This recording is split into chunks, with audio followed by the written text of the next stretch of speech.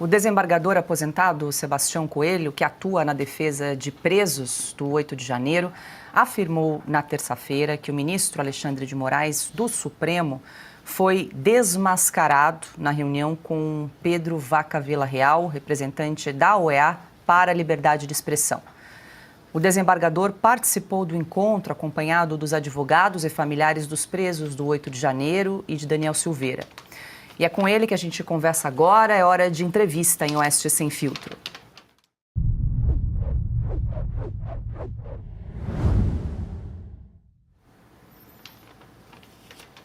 Doutor Sebastião, muito boa noite, seja bem-vindo mais uma vez em Oeste Sem Filtro, é um prazer recebê-lo. Boa noite, Paulo, Augusto, Piotr, Constantino e toda a audiência. Alegria minha sempre estar com vocês. Doutor Sebastião, nós acompanhamos um trecho da sua participação da reunião com relatores, integrantes ali da OEA, e ficamos com uma dúvida e nada melhor do que perguntar diretamente ao senhor. O senhor chegou a pedir diretamente ao relator, ao Pedro Vaca Villarreal, para visitar pessoalmente o seu cliente Felipe Martins? Paula, inicialmente, para afastar algumas dúvidas que têm sido divulgadas, o Felipe Martins sempre esteve, está e estará à disposição para falar. Foi impedido de falar com a Oeste, impedido de falar com o UOL, impedido de falar com o próprio Congresso Nacional. Então, eu quero informar que desde o dia 1º, foi enviado o e-mail para a comissão, e no dia 5 de fevereiro, e mantido contatos. No dia 5 de fevereiro, houve a confirmação do recebimento do pedido para falar. Contatos com a equipe do senhor Pedro Vaca. No sábado, em um novo contato, sempre telefônico, foi informado que possivelmente essa oitiva ocorreria no dia 12 aqui em Brasília. Inclusive, o doutor Ricardo Schiff ficou preparado para viajar até Brasília. No sábado, foi feito um relatório complementar, porque eles informaram que o foco seria tão somente na liberdade de expressão. Foi feito esse relatório complementar e encaminhado para a equipe do senhor Pedro. Na segunda-feira, dia 10, houve um sinal diferente, dizendo, olha, talvez não seja possível falar em Brasília, dado a agenda, com muitos parlamentares, enfim, todas as pessoas que iriam entrevistar aqui em Brasília. Mas fiquem atentos que essa oitiva pode ocorrer no Rio de Janeiro, no dia 13 pela manhã, hoje, dia 13. Até à noite, nós enviaremos um e-mail de confirmação. Não houve o e-mail. Na terça-feira, novo contato, foi dito a mesma informação. Aguarde o e-mail que possivelmente os senhores serão ouvidos lá no Rio de Janeiro, porque alegaram que ficaria muito contramão o deslocamento até Ponta Grossa, onde o Felipe Martins está preso. Então, todos os contatos foram feitos, inclusive no dia, depois daquela reunião das famílias, eu ia tentar conversar com o senhor Pedro Vaca. Até conversei com o doutor Rodrigo Marinho, que foi o advogado que estava organizando do Instituto Livre Mercado. Mas como eu percebi que ele poderia não me dar o espaço, eu escrevi, eu era a segunda pessoa ao lado dele, eu escrevi o seguinte: é muito importante que o senhor ouça Felipe Martins ou nós, os advogados. Podemos revelar coisas sigilosas dos Estados Unidos. Está aqui a mensagem, coloquei na frente do senhor Pedro Vaca, lado a lado com ele, ele leu, olhou para mim e disse ok. Então, todos os contatos para a oitiva de Felipe Martins foram feitos. Diante da repercussão dessa não oitiva, ontem, no novo contato pela manhã, o doutor Ricardo encaminhou, por orientação deles, um pedido para oitiva por videoconferência.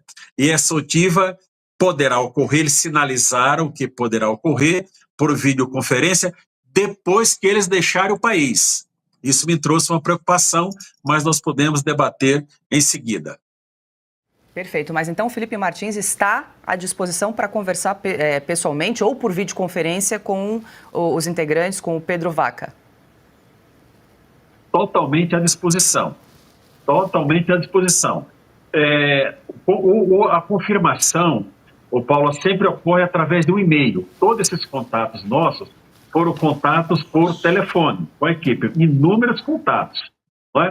Por exemplo, eu tive aquela fala porque houve uma confirmação de que a Associação dos Familiares e Vítimas do 8 de janeiro seria ouvida. E eu entrei naquele grupo com a doutora Carolina e com o doutor Ezequiel pela associação.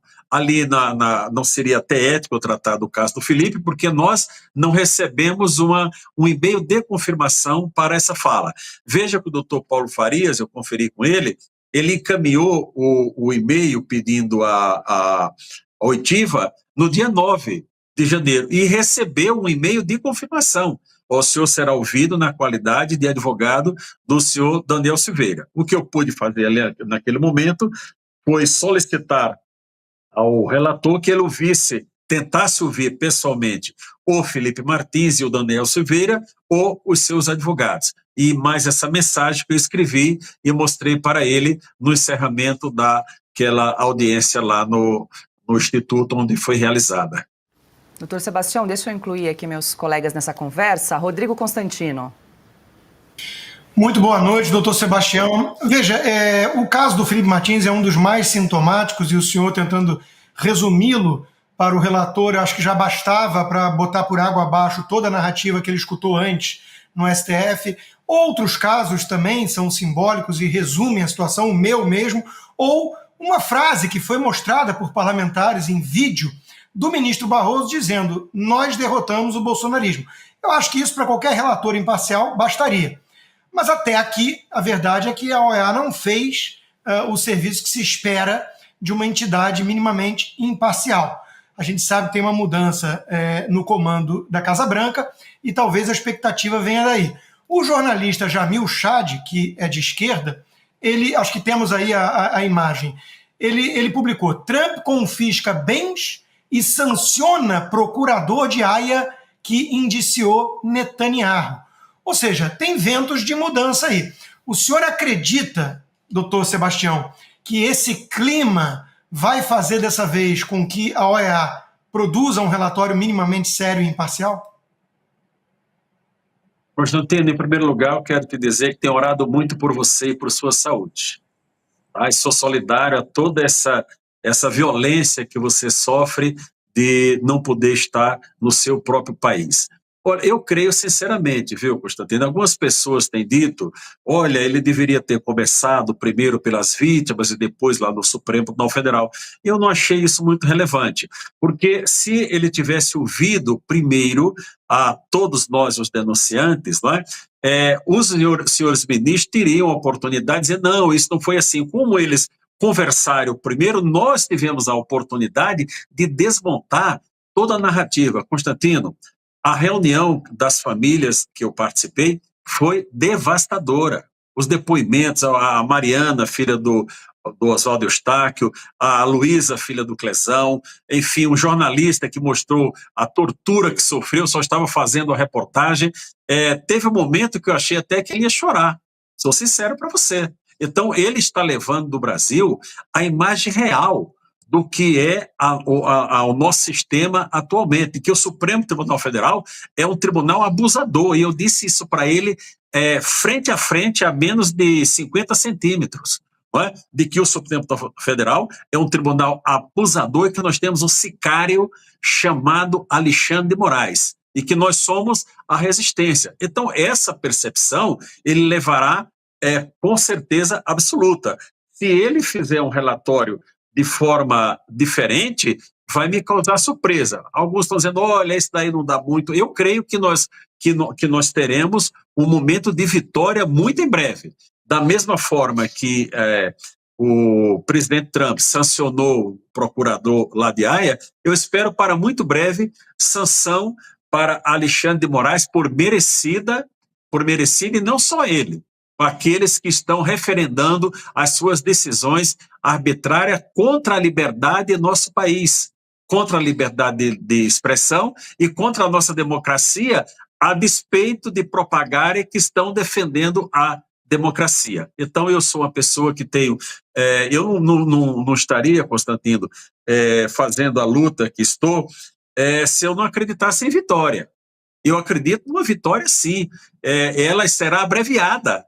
A vitória abençoada do presidente Trump está antecipando, abreviando aquele sofrimento que nós teríamos por mais tempo. Já somos mais de 98 mil telas, doutor Sebastião, acompanhando essa conversa. Deixa eu incluir agora Augusto Nunes. Boa noite, doutor Sebastião. Prazer, como sempre, entrevistá-lo. Muitos dos nossos espectadores querem saber quais são os desdobramentos desse tipo de relatório que será apresentado pelo VACA. O senhor sabe o que acontece agora, doutor Sebastião? Veja, após ele ouvir a todos aqui no Brasil, e o Supremo já soltou aquela notinha com fotos junto, né? Ele já disse, olha, eles têm o relatório deles e eu terei o meu. Tem que deixar claro para as pessoas que o enfoque dessa visita, porque a comissão ela tem vários setores, várias relatorias.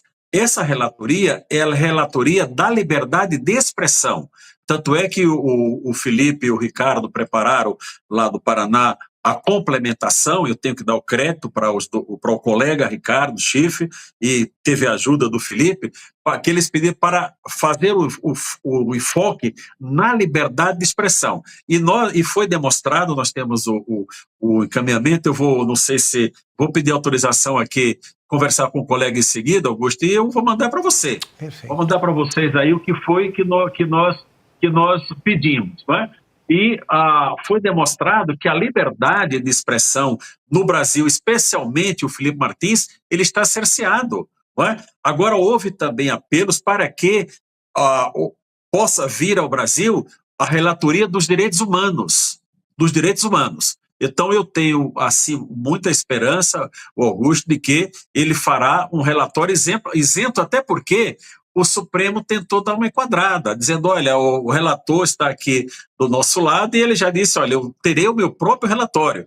E após conversar com os parlamentares, ele disse, olha, os relatos são impressionantes, ele não poderia ir além disso, até porque ele está no Brasil. E eu vou falar uma situação aqui, que a equipe sentiu que estava sendo vigiada. Isso aqui é uma informação que nós colhemos aqui, que os passos dele estavam sendo vigiados. Quando isso foi esclarecido, vão dizer, olha, não, era vigilância velada para ver se ele estava em segurança, né? Mas nós sabemos que não é isso, não é, Augusto? Na verdade, essa vigilância era para saber, e é para saber, os passos que ele e sua equipe está dando aqui no Brasil. Isso comprova que a preocupação dele em ouvir o Felipe Martins só quando deixar o Brasil, que tem alguma coisa que nós não sabemos, mas temos o direito de suspeitar diante do estado policialesco que nós estamos vivendo em nosso país, tendo à frente esse senhor que se intitula juiz, mas não é um juiz. Ele está ocupando, espero que temporariamente, esse cargo de juiz, porque as atitudes dele mais se assemelham a quem está no caminho da criminalidade. Pergunta agora é de Adalberto Piotto. Doutor Sebastião, boa noite, seja bem-vindo uma vez mais. O senhor falou, ele veio exatamente com a função de verificar o estado da liberdade de expressão no Brasil, mas tudo o que sucedeu, tudo que veio depois de uma tentativa do Supremo, naquele momento bem sucedida, é o inquérito mais longo do Supremo em relação à revista Cruzoé. De lá para cá é que a gente viu, por exemplo, que o senhor inclusive disse, teve a oportunidade de dizer de frente para os ministros do Supremo que eles tinham se tornado as pessoas mais odiadas do país. Porque de lá para cá a gente viu um Supremo se transfigurar, se é que o senhor me permite essa expressão. Diante deste caso, por mais que seja este o representante para verificar o estado da liberdade de expressão no Brasil, que nem deveria, porque a Constituição já assim garante. O senhor acha que ele pode ir bem além? Porque o fato precursor é de afronta à liberdade de expressão. E depois de lá, bom, se deu toda essa série de absurdos jurídicos, e o senhor, como um jurista, conhece isso perfeitamente, e estamos na situação em que estamos. Cancelamento de contas por redes sociais, não acesso aos autos por parte dos advogados, que o senhor conhece muito bem essa realidade. Tudo isso veio depois desse caso. O senhor acha que a partir disso esse relatório dele pode ir além, embora seja o representante para verificar a liberdade de expressão? Eu creio, Piotr. Creio sim. Nós vamos sugerir, inclusive, que venha a própria comissão na sua integralidade, com todas as relatorias, para fazer tipo que uma auditoria no Brasil. O Brasil precisa ser passado por uma auditoria no campo da liberdade de expressão, no campo da liberdade, dos direitos humanos e no campo do cerceamento de defesa. Nós temos pessoas sendo julgadas sem o devido processo legal.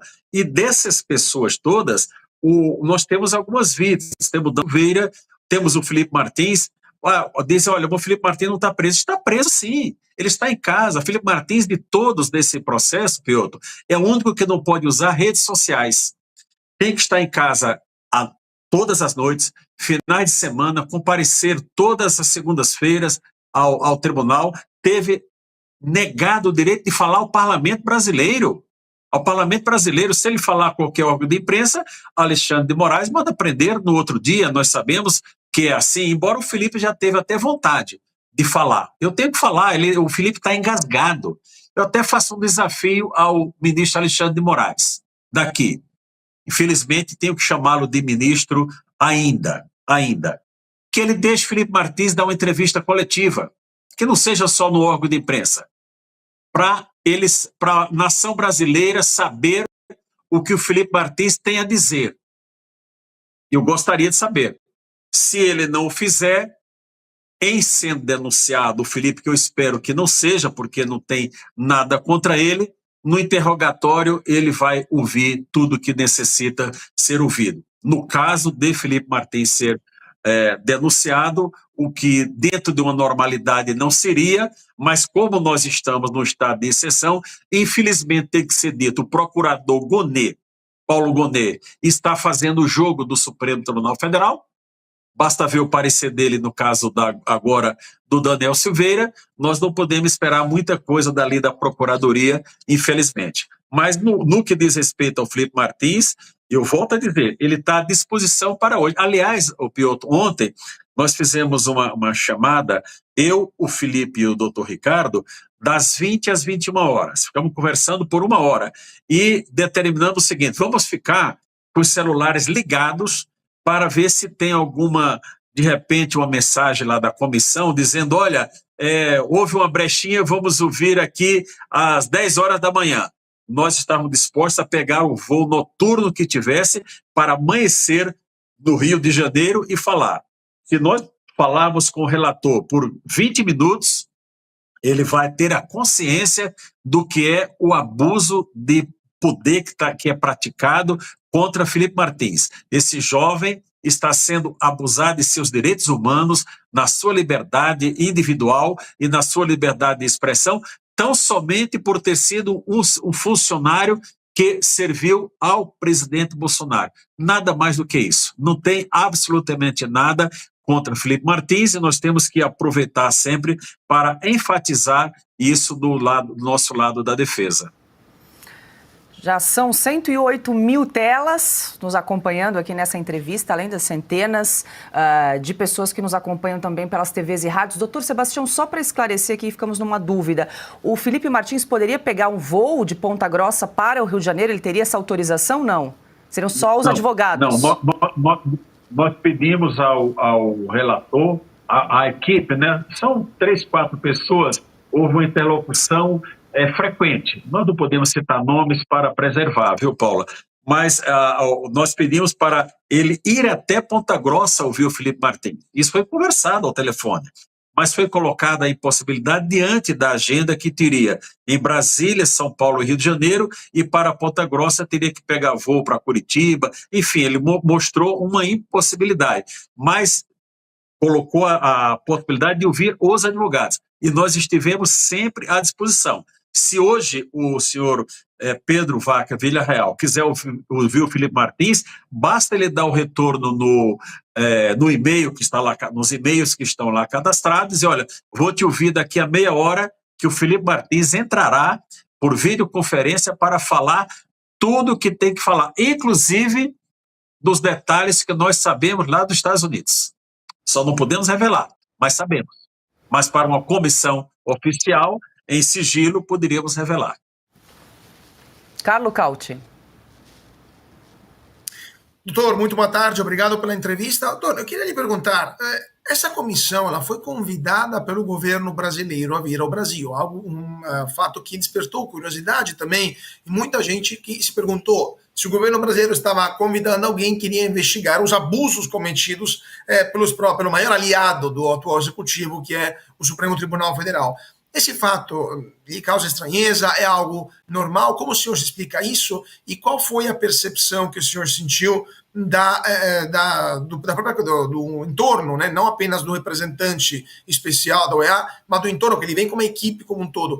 Eles foram enviados ao Brasil por pressão do governo americano?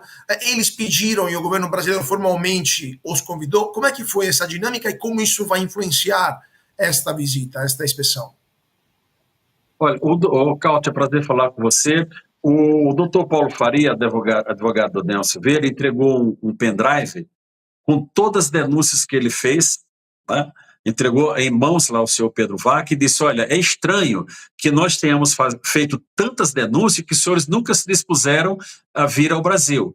E estão vindo por conta de um convite do governo brasileiro. É claro que o governo brasileiro fez essa tratativa pensando de que eles viessem aqui só para ouvi-los e retornar, dizer, está tudo bem. Eles não imaginavam que houvesse a reação, a divulgação que houve, né? O próprio deputado Gustavo Gaia organizou uma audiência pública e me incluiu nessa audiência pública. E eles sinalizaram de que haveria essa audiência pública no dia 12, às 13h30 na Câmara dos Deputados, e posteriormente disseram, olha, não será possível porque não tem agenda. Conclusivamente disseram que não haveria audiência pública. Então, na verdade, isso é do controle do governo brasileiro. Se eles vieram para cá com uma intenção, sairão daqui com outra realidade daquela que poderia ser mostrada do lado individual do governo brasileiro. Como eles fizeram esse alargamento, inclusive no campo dos direitos humanos, eu posso só supor, não tenho qualquer prova sobre isso, de que alguma interferência, entre aspas, algum incentivo tenha sido dado a eles pelo governo americano. Talvez até, olha, vocês ou vão lá verificar a liberdade de expressão, ou o governo americano possa sair da OEA, como saiu da OMS e dos direitos humanos lá da ONU, né? Então, essa tratativa toda, isso causou realmente estranheza, mas muitos parlamentares pontuaram o senhor Pedro Vaca sobre esse convite e a forma que eles vieram para cá. Doutor Sebastião, quero agradecer mais uma vez a gentileza de conversar conosco. O senhor quer fazer mais alguma ponderação para a gente fechar aqui esse bate-papo? Não, Paulo, só dizer a vocês que continuem. Vocês são a voz da liberdade em nosso país. Vocês são a voz da liberdade. E vocês têm sido pessoas o canal que tem mais divulgado essa situação absurda do Felipe Martins, e continue assim, porque nós teremos frutos em muito breve com relação ao Felipe Martins.